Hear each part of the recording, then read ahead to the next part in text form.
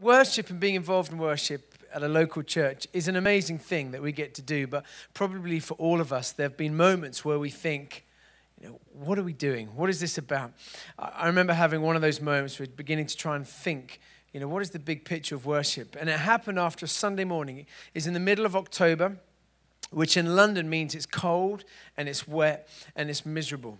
And I was leading at an early morning service, and we'd started the first song. It seemed to be going pretty well. People were responsive, and I was thinking, this is going to be a good day. And then I noticed this man start to walk from the back down the center of the aisle towards the front, and he was wearing a white shirt, and he obviously had trousers on, but then he had a white towel around the trousers, and he had no socks and no shoes. And I was thinking, wow, that's an interesting kind of statement. That's an interesting outfit he's wearing. I kind of thought, well, maybe everyone, this is in London, everyone in London perhaps, that's where fashion is going. Next year I'll be wearing a white towel, no socks and shoes around in the middle of October. But I kind of clocked him, and he came and he stood right at the front, and he began singing passionately. And as he was singing, he just began to unbutton his shirt. And then within moments, there he was, completely topless. Very big guy, very hairy. I mean, if anyone needed a bit of evidence for evolution, it was sort of right there in front of me. And just passionately singing, and no one was doing anything. Because either people had their eyes closed or they were looking up at the screen. No one was moving. And I'm thinking, this is strange. Generally speaking, wherever I lead worship around the world, people keep their clothes on when I lead. But this guy's going for it. And no one seems to be doing anything. And then I saw this kind of awful moment. He began to go for his belt. And he began to unbuckle. And I'm like, this is like 9 in the morning. I don't know what I'm about to see, but I don't think I'm going to have the stomach to cope with it. So I ran to the side of the stage, and I began to scream at the leaders who were kind of by the side saying, help, there's a man getting naked, quick! And they suddenly looked around and they saw this man, and everyone just panicked, and they all rushed over to him. And this church I was leading worship at is known for being very polite. Very British. And I could see these guys saying, oh, welcome, so nice to see you. Why don't we go out the back and we could talk about worship and nakedness, and we can have a cup of tea and just, converse over this wonderful subject you're raising for us. And but he wouldn't move. And in the end, it took about 10 men just to drag him out of church, kicking and screaming, while I'm just singing, Lord, reign in me, reign in your power, feeling like an utter idiot. And we've probably all had, maybe not quite that dramatic moments where you thought, what is it we're doing? And I just, as we were saying last night, I've just moved to Birmingham, a new city, and planted a church. And I think when you go through a major transition, you spend a bit of time reflecting on what you've been doing. And I've been leading worship for 20 years now, and I've been on staff as worship pastor of 2 different churches, Soul Survivor, Watford, and Holy Trinity, Brompton, for 15 years. And I began to think, over those 15 years, what are some of the key things that I've learned? And what are some of the things that I'd want to say, sort of if I was to go back in time, back to the future, go back and speak to myself when I was 18 years old, to say, hey, Tim, these are going to be the key things for you to think through, to work through, to pray through. So what I want to do is very quickly in this session, run through 10 things that I have found really helpful for me as a worship leader, as a worshiper, as a worship pastor, and as a musician. So we're going to fly through them. And the first one is this: make your private cry public. Make your private cry public. My favorite definition of worship leading, I think it's actually stolen from Andy Park, is this: that leading worship is taking your private cry and making it public. Basically, if you don't have an internal relationship with Jesus Christ, if you don't have a relationship that impacts the very core of your being, please don't stand up on a stage and fake it. Don't pretend, because actually it's going to be hollow and it's not going to be good for you or for your congregation. And for me as a worshiper, really, it was when I was a young boy, just encountering God's presence in worship, it just totally transformed me. I said earlier, walking into this meeting where Andy Park was leading worship, and just being bowled away that these people weren't just singing about a God that they knew, had heard of or read about. They were singing to someone they knew. It was very different. It wasn't just singing theology. They were singing to someone that they were in a relationship with. And I remember going up and being prayed for and being filled with the Holy Spirit. And I went home and I said to my parents, I want to learn the guitar so I can worship. And they signed me up for viola lessons. I think there's no space in the guitar lessons. I've never seen anyone lead worship on a viola. And there's a very good reason why. So I gave that up after a couple of months. And eventually I taught myself the guitar. And I just spend hours and hours and hours in my room worshiping. Not to become a worship leader, not to try and write songs, but because there was something in me that just longed to connect with God. And I found as I worshiped, as I spent time singing these songs, I met with him. And one of the biggest challenges we will always face, one of the biggest challenges I've faced is keeping that connection with God. Keeping that kind of simple, almost childlike, heart to heart, I'm just going to worship you, not because I have to prepare a set list, not because I feel I should, but because I can't help but. And one of the challenges is, particularly when you become full-time on staff, is that we become very professional in our worship. We get caught up with rotas and doing jobs and meeting people and planning set lists and learning songs, that actually all of it is about getting a job done rather than a relationship. And there's this amazing verse in Romans 12:11 that says, never be lacking in zeal, but keep your spiritual fervor serving the Lord. Or as the Message translation says, keep yourself fueled and aflame. I think that's the greatest challenge for all of us. How can we keep ourselves fueled and aflame? And it will only happen when, as Mark was reminding us earlier, we make God, relationship with God, the one thing we pursue. I was reading this interesting quote about priorities. It's in a book called Essentialism by Greg McKeown. And it says this: the word priority came into the English language in the 1400s. It was singular. It meant the very first or prior thing. It stayed singular for the next 500 years. Only in the 1900s did we pluralize the term and start talking about priorities. Illogically, we reasoned that by changing the word, we could bend reality. Somehow, we'd now be able to have multiple first things. People and companies routinely try to do just that. One leader told me of an experience in a company where they talked about priority 1, priority 2, priority 3, 4, and 5. It gave the impression of many things being a priority, but actually it meant nothing was. In the truest sense of that word priority, make your relationship with Jesus your number one thing, the priority, the one thing you pursue. Be ruthless that you carve out time, space. Don't ever allow the busyness or this idea that if you could just put in a few more hours, you could make a bigger difference. It's the lie the enemy often sells us, that it's dependent on you. If you could just work a couple more hours, you could see the breakthrough. No, actually, just make sure you're a people who are passionately in love with Jesus. John Wesley, the great revivalist, in the 18th century, would be traveling up and down the United Kingdom, preaching and seeing thousands saved. And someone once asked him, what is your secret? You're seeing this miraculous revival. What is your secret? And he said this, it's simple. Every morning I wake up, I set myself on fire for Jesus, and then I go out and people watch me burn. Can you imagine for each and every one of us, if that was our routine, our daily kind of way of living, that we wake up, we set ourselves on fire for Jesus, that when we stand to lead worship, when we step up to do anything at work, when we go to have dinner with friends, people just see that fire burning within us. And it's contagious. People want to be a part of it. So the number one thing I'd say to any worship leader is make your private cry public. It's something we all know. It's something we all know.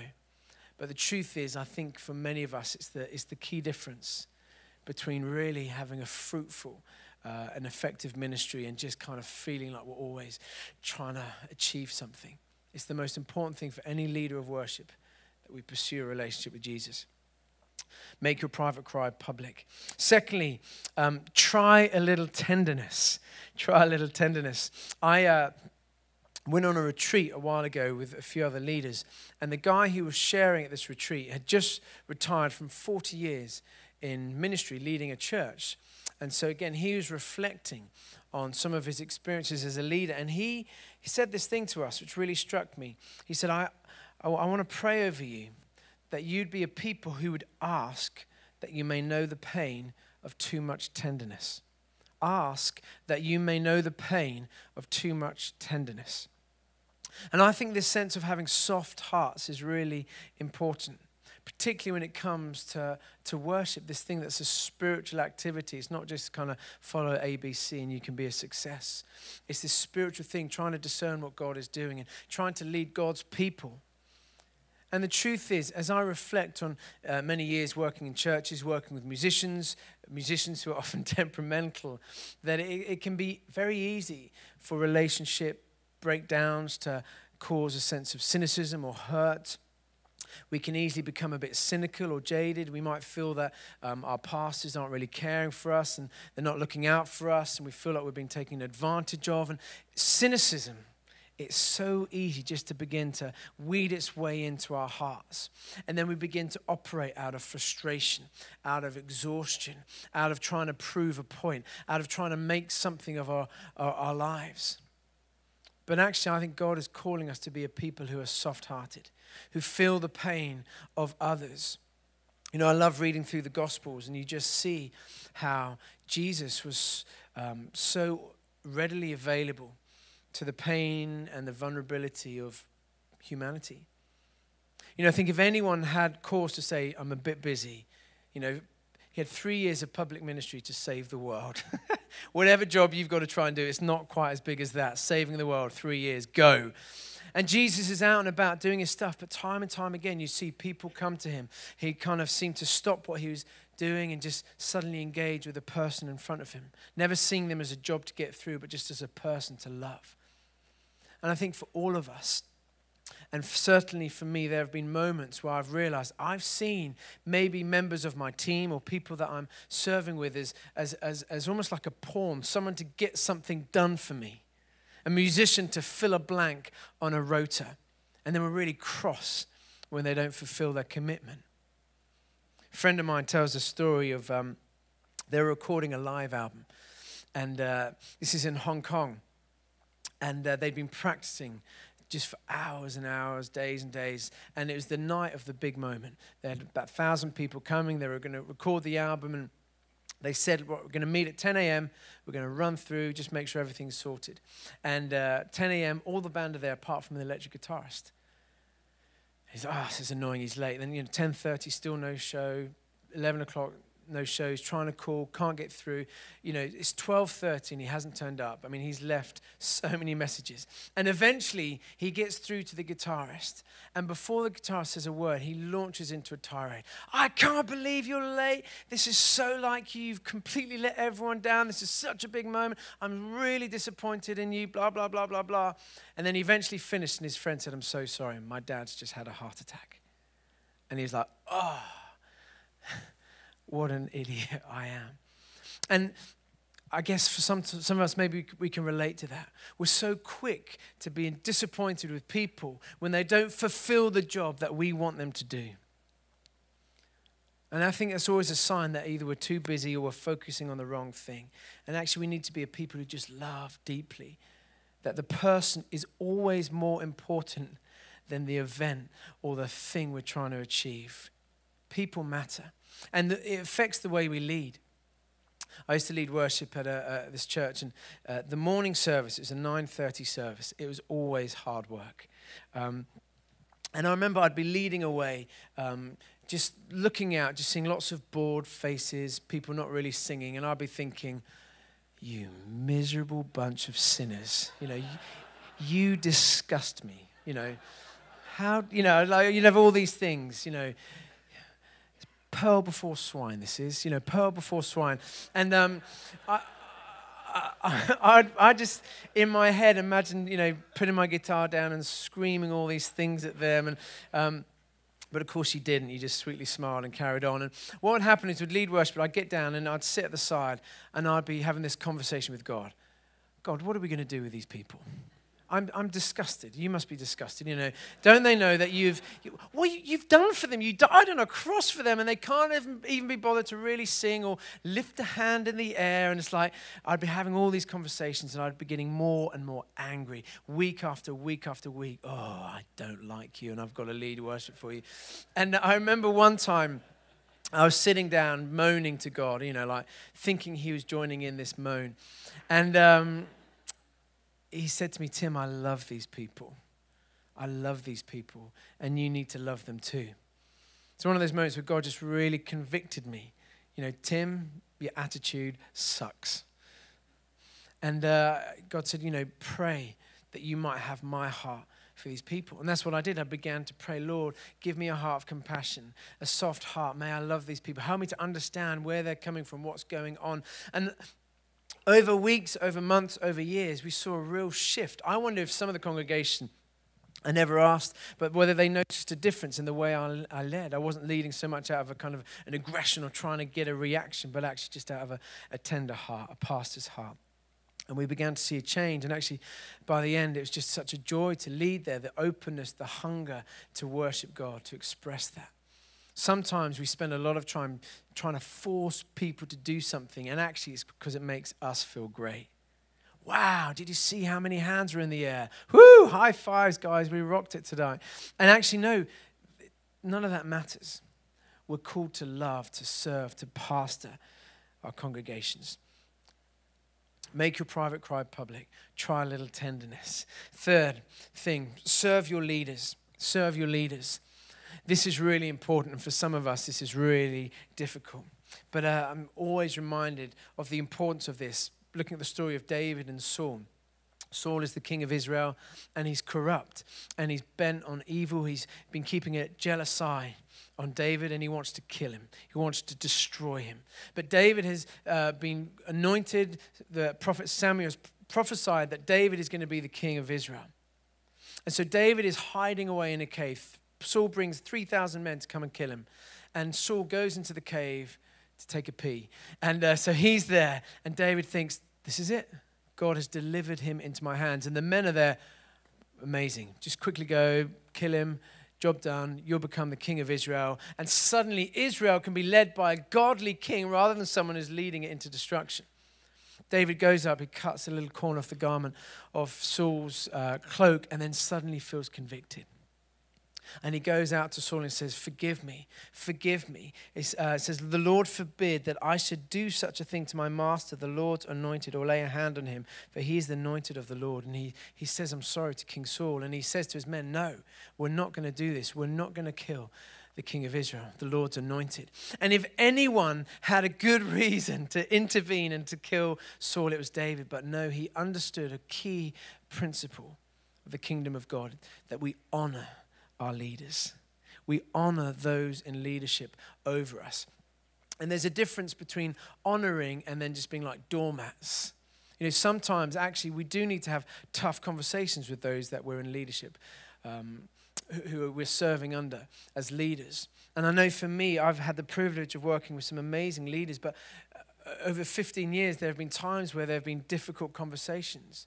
I have to say, I disagree with you on this, or could we not look at leading this way, or I feel like there's a gap here. Honest conversations, but the key thing, and this is something I've always tried to do, is ultimately to say, hey, at the end of the day, you're the leader. I'm just bringing you my thoughts, my ideas, and whatever you decide, I will obey. I'll defer. I'll honor. So if the pastor says you've got 20 minutes to lead worship, do it in 19, not 25. If they ask you about a song, it's like, oh, really, really, really? Yeah, I really want this song. Do it, and do it gladly. Because what happens is, I think God just blesses him. God commands a blessing when brothers and sisters dwell in unity, and where there's so much disunity is often between leaders and people following, and we get ideas, and maybe ego creeps in. Or we forget to understand sometimes the pressures our leaders are under. And so I'd want to encourage you, one of the great things you can maybe do out of this weekend is, why don't you write a note? Can you imagine if every one of us wrote a note to our senior pastors and said, we love you, we respect you, we're so grateful for all that you do to serve this church. buy them a coffee, buy them a gift, take them out for dinner. So often we're quick to forget how much encouragement our leaders need. And there's this amazing verse in Hebrews 13, verse 17, which says this: obey your leaders and submit to their authority. They keep watch over you as those who must give account.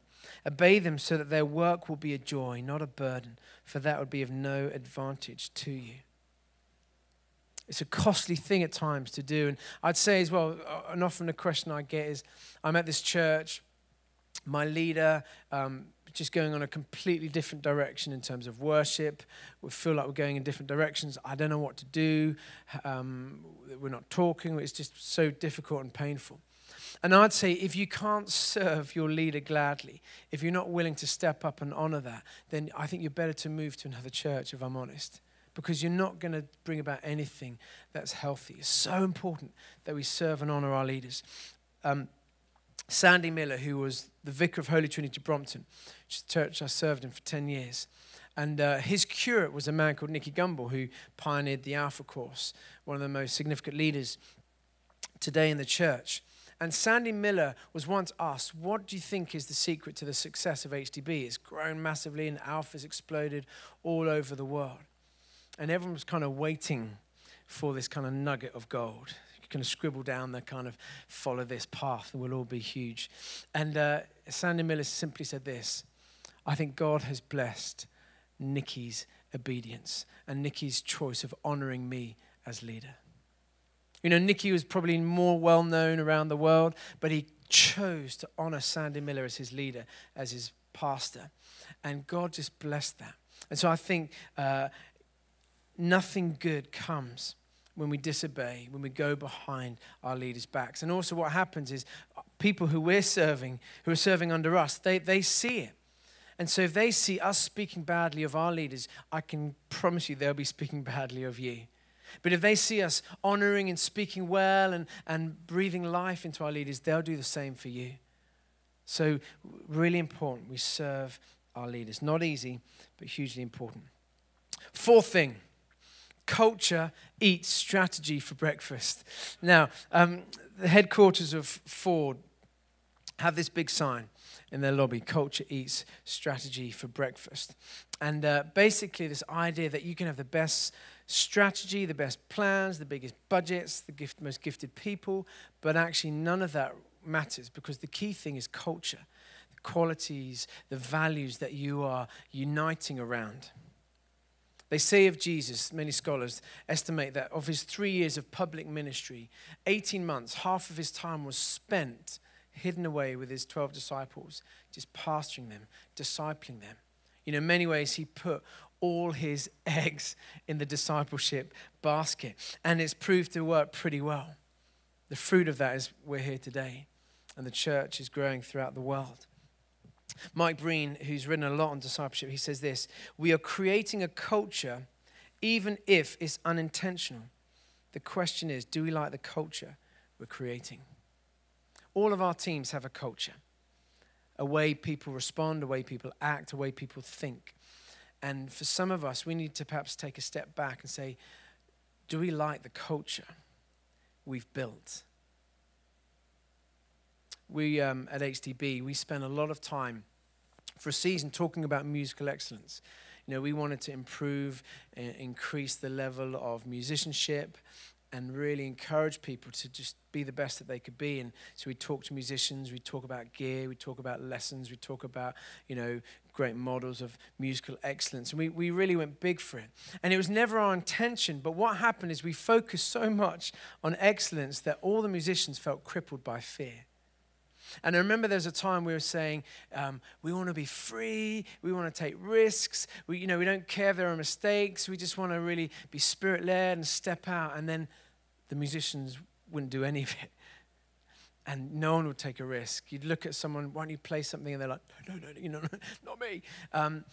I remember kind of the penny dropped when one of our vocalists emailed another vocalist, said it'd be great to get together for a chat. And the vocalist got back and said, oh no, am I in trouble? Have I done something wrong? And we realized that in talking about excellence and musicianship, we'd brought in this accidental culture of fear. That actually the number one thing was playing your part perfectly. Rather than actually we're about following the Spirit. We're wanting worship to be full of integrity and honesty and raw and messy and heartfelt. Actually, we all thought that was so true, but because we'd focused on one thing, we created a culture we didn't mean to create. And it's just such a learning curve. And actually for me, as I look back on years of leading teams, this has been the one area where you have to work so hard and keep constantly on it, because different attitudes, different expectations, or different visions creep in. People are kind of trying to do different things in a time of worship, and that unity and that collective sense of a vision is so key. So what we did at HTB is we would have a letter. When someone joined the worship team, we'd have this letter we'd give to them. And it was like just a thing we'd talk through so that there was a common understanding of what we were running towards. Firstly, it was turn up. You know, that if you're going to be a part of this team, we want you to be 100% involved, not kind of, can't be bothered this morning, I'm not going to turn up. You know, it's absolutely, you've got to be a part of this team. And the meetings we had were, we'd have once a month a team night. And we said, that's the most important meeting. We'd rather you turn up to a team night and not play on a Sunday than just play on a Sunday and not be at a team night. Because there's those team nights where we begin to talk about the spiritual values. We begin to pray for one another. We talk about what we're trying to focus on. So T, turn up. It spells the word team. E was for excel. Try and be the best that you can be. Don't be lazy in your musicianship, in your leadership gifts. A was for attitude. That we wanted people who were full of humility, that were willing to serve, that were fun to be around. And then M was for membership, that actually being a part of the worship team meant you were part of the church. And that meant you were involved giving, and you were involved praying, and you were involved serving. And so we could talk through these things so there's a clear understanding of what people were signing up to. And it made such a difference, just keeping people on the same page. So I encourage you, one of the things maybe with your teams over dinner later, you could ask yourself the questions, what are the values? What is the culture of our team? If you're a worship pastor, ask your team, tell me, what would you say are the values? Again, I remember as Worship Central, I've always felt for us one of the big things was that we want to encourage and release spirit-led worship. That's for me is the key. Worship is a spiritual activity, and we want to step into this. And I was asking a friend who wasn't part of the team, you know, so when you see Worship Central, when you think of Worship Central, what do you think of? And this is particularly in the UK. And he said, it's professional. And I was like, oh my goodness, what a depressing thing to be known as. Professional, we do things really well. We kind of organize events and it's slick and it's I thought, okay, we got to shake this up big time. And so we made some drastic changes to really shake things up so that, so it wouldn't be just this thing that models professionalism. It's really important that we get other people to feed in what they think we're about. So, culture eats strategy for breakfast. Number 5, and then we're going to have a quick break. Keep creatively inspired. Keep creatively inspired. You know, we want to be a people who are in love with music, with creativity, and it's infectious. So one of the things I'm always trying to do is find people. What are you listening to? What book have you read recently? What movie have you seen? What show have you been to that's inspired you? Constantly keep the creative juices flowing. Again, it's so easy to get caught and stuck in ruts. You know, this is how our church does it. This is how I lead. These are the way we do the songs, and it becomes boring, and it becomes hollow and dead. Great leaders, great musicians are always stepping into something new. I love this quote from John Piper. He says, when a person speaks or writes or sings or paints about breathtaking truth in a boring way, it's probably a sin. If we step up to the microphone and lead and sing and play in a way that makes the salvation story appear boring and irrelevant, that is a sin. I mean, how can you take the most earth-shattering, crazy truth that God sent his son into the world, dying on a cross, taking on our sins, giving us life in all its fullness, rising to the heavens, reigning in glory forever, that one day he'll come again. it's a tragedy when so many of our churches are boring, because that is not a boring story. The salvation story we are a part of, the last thing it is boring. And when our church makes it boring and mundane and dull, that is a sin. That is a sin. We have a lot to answer for if that's what we've done to the story of Jesus. Why don't you quickly turn to 3 people around you, ask them, quickly tell me one amazing CD or music album you've listened to, amazing book or film, and write it down and go and watch it, listen to it, read it. Just 2 minutes, 2 or 3 people around you. The best album you've heard of late, the best movie, the best book, go for it.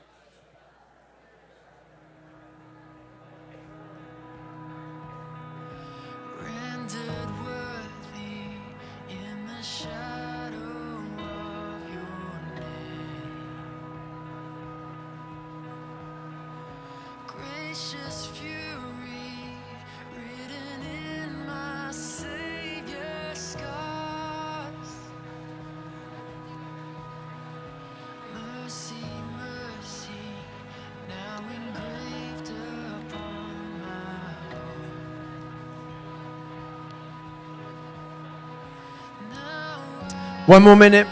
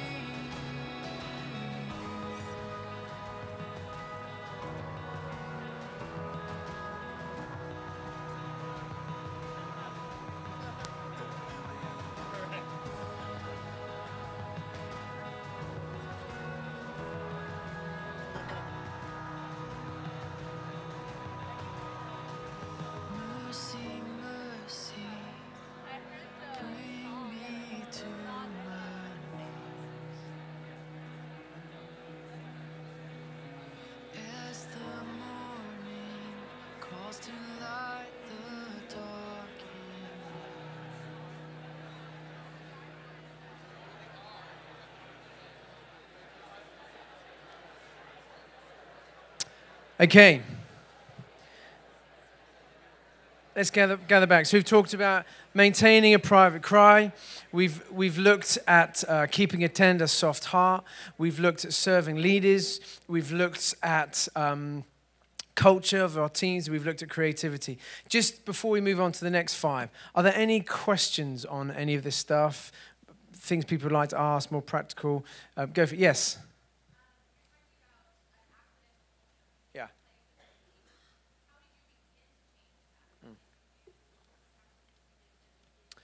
Yeah, great question. Just to repeat it, how do you begin to change maybe accidental cultures you've created? Well, for us, we needed to really, with the example of the team, model taking risks ourselves and getting things horribly wrong. It kind of all culminated in a season where I think for me as a leader, I suddenly realized that I'd never, for too long, I hadn't felt terrified as I was stepping up to lead worship, or I hadn't done anything in worship that made me feel out of my depth. And I realized it's because I got so safe and predictable in it. And I think when God is, like Mark's quote, when God's leading you to the edge, it's going to be scary. And there are going to be moments you step out and it goes wrong, and there'll be moments we step out and it's exceptional. And so I started to kind of, God, I want to be on the edge, because it's on the edge where God always seems to be at work. And so I'd make a whole bunch of mistakes. I think the band began to see, okay, yeah, they mean this. And then the other thing is we actually just stopped talking about excellence for a while. We just then began speaking much more about life and growth and health and family and risk and opportunity, to all of that stuff. It does take a long time, though, because when these things are deeply ingrained, it's coffees, again, really speaking into people. So that's why having nights where you teach and you speak with your team is so important, just to keep speaking into the direction you want to go. Great question. Anyone else? Yeah.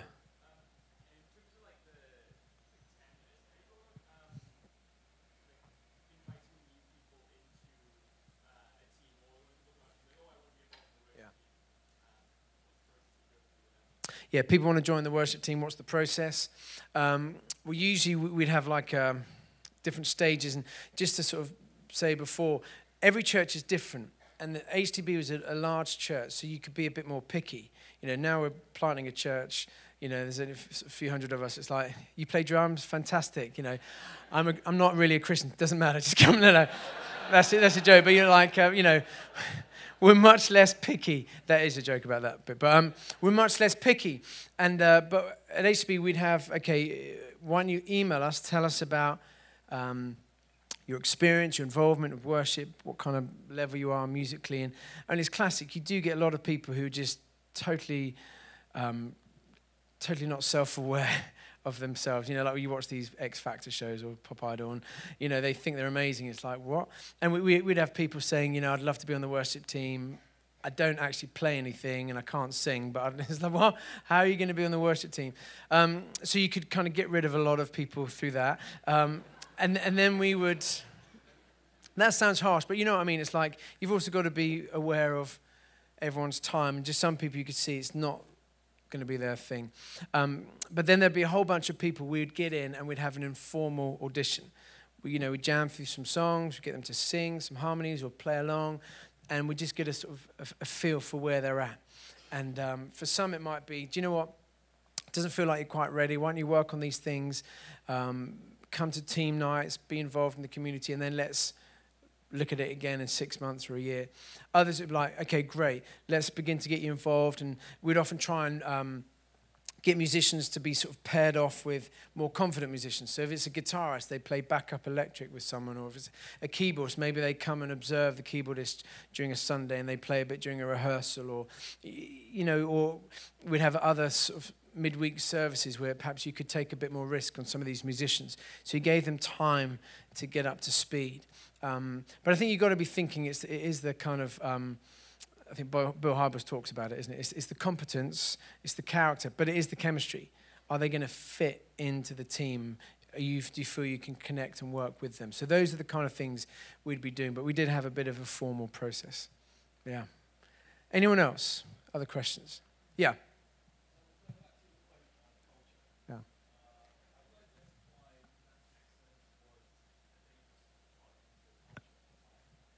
How did we identify that excellence was a dangerous part of our culture? Because I think it was crippling the musicians, and it wasn't actually any fun.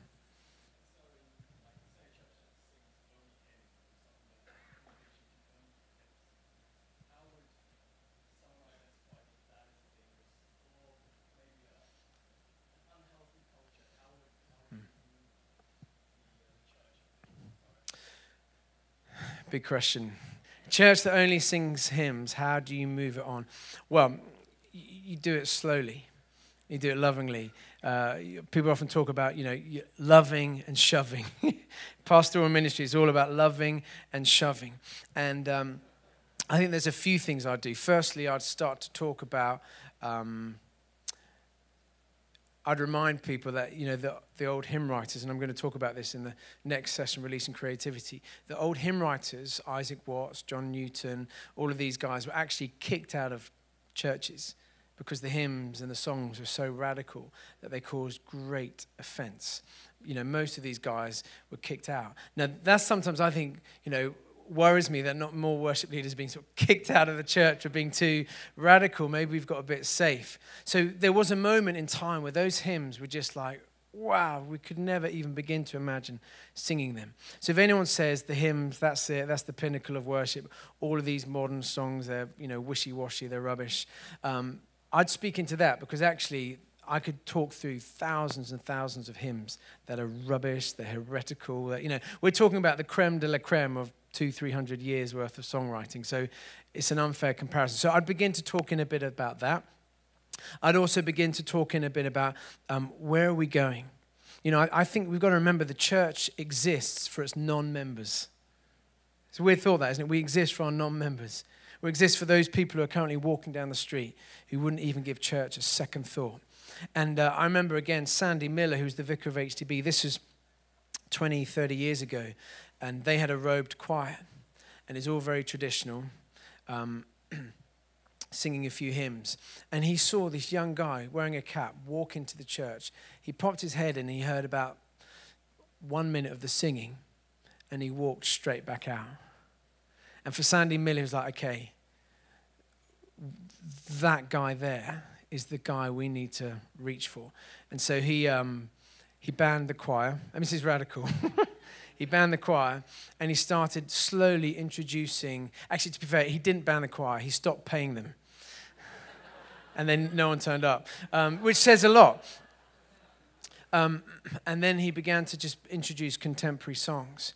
And, now at HTB, the average age is 27, and there's 4,000 people, loads of young people, and the worship's led in a way that hopefully is much more relevant and engaging to them. So I think there's some questions there. Now, all of these questions I'd be doing with your senior church leader, and they're difficult, they're complicated, and there's a thing about how slowly, how fast do you move things forward. But I think also, I find it a strange concept that a creator God, that we can continually be finding new ways to express our worship to him. And I think there are a lot of songs which are actually very hymnal. I mean, 10,000 Reasons is basically a hymn.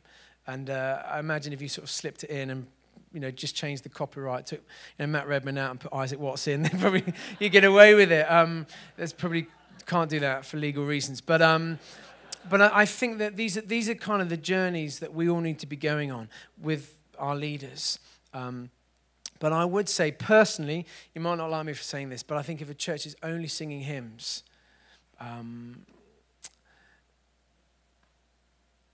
we're missing out on so much. And I think we're always going to struggle to get young people into church, if I'm honest. We'll do a few more questions at the end. I'm just going to move on. And George just said, I love hymns. I mean, I do a ton of hymns, and most of my song lyrics are nicked from hymns, writers who have long since died, so I can't be sued. So, and it fascinates me that actually a lot of the best songs that we're singing at the moment are the hymns. Cornerstone, arguably the strongest song on the latest Hillsong album, Oh Praise the Name, just feels like a classic hymn. And so I think it's interesting how we're finding fresh ways to kind of build on that hymnal heritage. But we've got to keep moving on. Number 6, point 6, cheat the church. Cheat the church. Now, hear me out on this. This is unashamedly stolen from a man called Andy Stanley. And he has written this book called Choosing to Cheat. And he talks about this time as a young man when he had a young family and he just begun to plant this church in Atlanta. They had a couple of hundred people. He had 2 young boys. And he said he just felt exhausted. He was like aware, if only I could put more hours into leading this church, then we could see more growth. And then he'd come home and he'd see his wife exhausted and he'd feel bad that he wasn't spending more time with his boys. And basically it got to a point where he was like, I can't do this. This isn't sustainable. And he said really at the root of it was this fear that his vision for his life and his vision for this church he was planting was bigger than God's. And so he's beginning to live this life of, if I don't do this, then this won't happen. If I don't take on that extra meeting, then this church won't grow to the next 100. If I don't invest in that leader, then we will never continue to grow. And his life was gripped by fear, and he began to think and pray and study. And he said this, the real issue is I was not sure God could be trusted to build as big a church as I wanted him to build. I wasn't really sure that God's will for my life synced up with my will for my life. That's very honest, but I so can relate to that. So can relate to that. And so he said as he began to read, he realized that Jesus never once says, build my church. He never, ever once commands any of us to build his church. Jesus says, I will build my church. Jesus will build his church, and the gates of Hades will not prevail against it. But what was it that God had called Andy Stanley to do? What was the one thing, or two things actually, that only Andy Stanley could do? Firstly, only he could be husband to his wife. Jesus couldn't do that role for him. Only he could be father to his boys.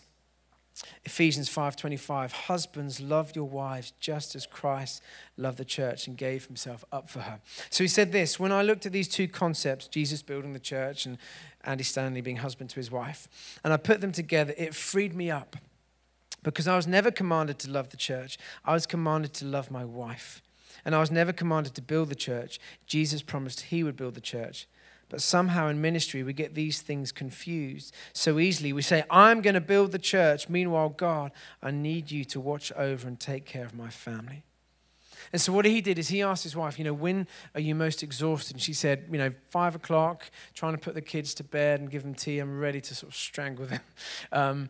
And he said, right, I'll come home. I'll leave the office early. So he made a vow that he would leave the office every day at 4:30 so he could be home to do bath time, tea time with the kids. And he also committed that I'll only work 45 hours a week. He said, God, 45, it's still a pretty decent working week, but 45 hours, that's what I'm going to give towards the church. So do with it what you will. And it's amazing, 20 years, looking back now, North Point is 30,000 strong.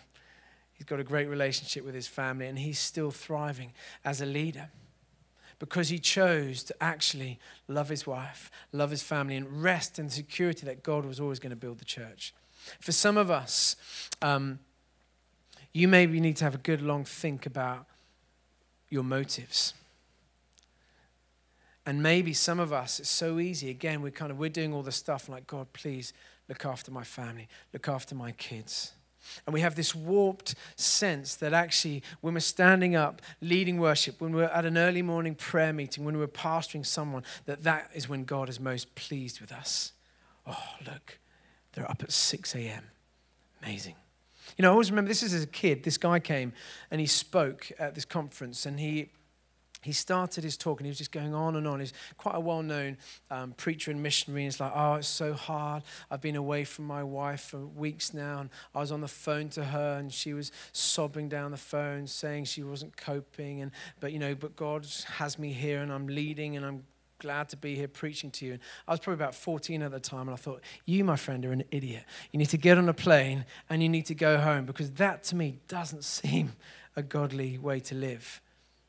And actually, I think so many of us, we're kind of screwing up relationships because we're thinking that we're serving God by immersing ourselves into church. And we're actually losing the plot. The church is different from the kingdom of God.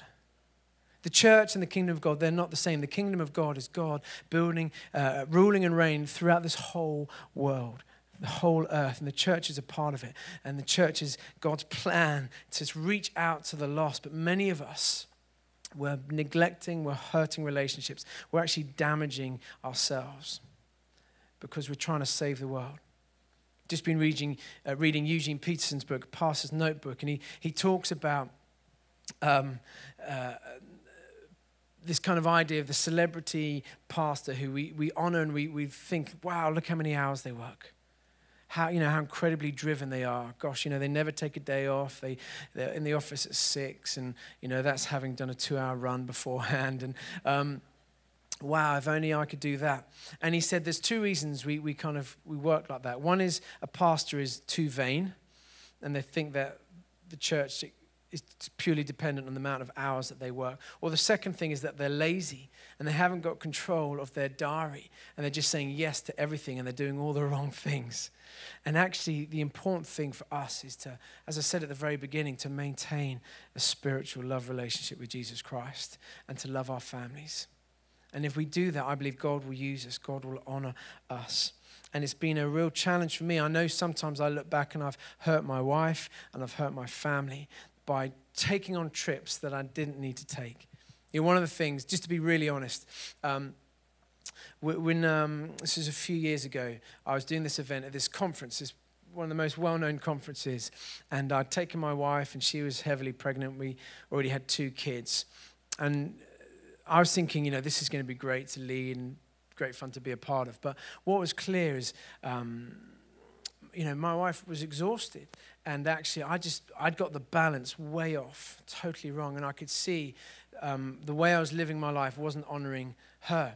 And so we had some very frank conversations, and I said, okay, look, you're way more important than anything else. So I basically grounded myself for a year. I didn't fly out, I didn't do any overseas trips, just stayed at home and poured myself into the family and into the church. And actually, I'm so glad I did that, because it's the most important thing, my family, my wife, my relationships. And so just to encourage you, please don't buy the lie that just putting in a few more hours, serving the church, you're going to see the breakthrough, because actually it's about loving well. If you're going to choose someone to cheat the church, not your friends, not your family, not yourself. Number 7, give away generously. Proverbs 11:24 says, the world of the generous gets larger and larger. The world of the stingy gets smaller and smaller. I've seen over the years, as I give away generously, financially, with my time, with my ideas, with my resources, God blesses it. And actually, some of the most amazing leaders I've met, what struck me most is their generosity. Just their love of people and their willingness to give. And when we give sacrificially, we often see God pour back in abundantly. When we give sacrificially, God pours back in abundantly. Number 8, question everything. Question everything. That idea, that kind of thought process of how can we improve this? How can I grow? Where could we step out more? This great quote, if you're always the smartest person in the room, you need to find another room. Who are the people in your life that you sit around or hang out with and you think, gosh, I've got so much more to learn. You need to have those people in your lives. And you need to be constantly taking time out. One of the things I've realized for me is the way I process is just to have time and space to think through where things are going, what's happening. To be able to 8 hours on an airplane is amazing, partly because you've got 4 kids you can't talk to you for 8 hours. And you can watch movies, but also because you've got space just to think. And I find actually that time out, you begin to see things a little bit differently. It's like, actually, I'm aware that in my life I need to focus on this. Or in this work relationship, we need a bit of clarity here. Or this series that we're beginning to put together, things begin to drop into place. And I need to create space to have time to think so that I can continue to question everything. And everyone will work differently. For some of you, it might be getting a creative team together. Let's look at our worship. Let's look at the songs we're singing. Let's think things through. One of the things we used to do as a worship team, I got one of our guys to look back over the last 3 months to pull up all the songs that we'd been singing. And we realized, gosh, we've been singing these songs way too many times. But we also began to see some of the gaps, some of the themes that we weren't singing about, or some of the styles of songs that perhaps we needed to embrace in. And again, finding ways to question everything will just keep us moving forward. Number 9, embrace emotion. Embrace emotion. I know sometimes in our churches we can be afraid of emotion, but I've not been to many churches where I think, gosh, your number one concern is over emotionalism. In fact, sometimes I wish I could see more. I feel like I see more emotion, more honesty, more reality in the songs in the charts than I do in the songs in the church. I don't know if anyone's listened to Adele's new album, but there's a couple of songs I was just listening to yesterday. I began weeping. The honesty and the desire. There's this line about, looking up to the skies for help. And it's just like, oh my goodness. There's a yearning and an honesty in these songs that is just connects. And I think in our leading of worship, I'd love to see way more leaders just throwing themselves in wholeheartedly, wearing their hearts on their sleeve. You know, King David being accused of being way too dramatic, dancing like a fool, and his wife embarrassed, and him saying, I'll become even more undignified than this. Why did he do it? Because he was in love. He didn't care that he was the king of Israel. He didn't care that everyone was watching him. He couldn't help but worship. And I think if we could see more passion in our worship, then it's going to be contagious. Again, John Piper says this, truth without emotion produces dead orthodoxy and a church full of artificial admirers. You know, if all we have is truth and there's no emotion, then it's dead. It's dead because actually the truth that we've been saved, that we are God's children, will always cause a deep emotional response. And you just need to look through the Psalms to see the emotional bandwidth of expression and worship, just to see the reality of human hearts responding to God. And I'd love to see more of that in our church. I feel as I've got older, I've felt more free to give it all in worship, to dance like a fool, to cry, to be myself. And obviously you've got to be sensitive to leading people.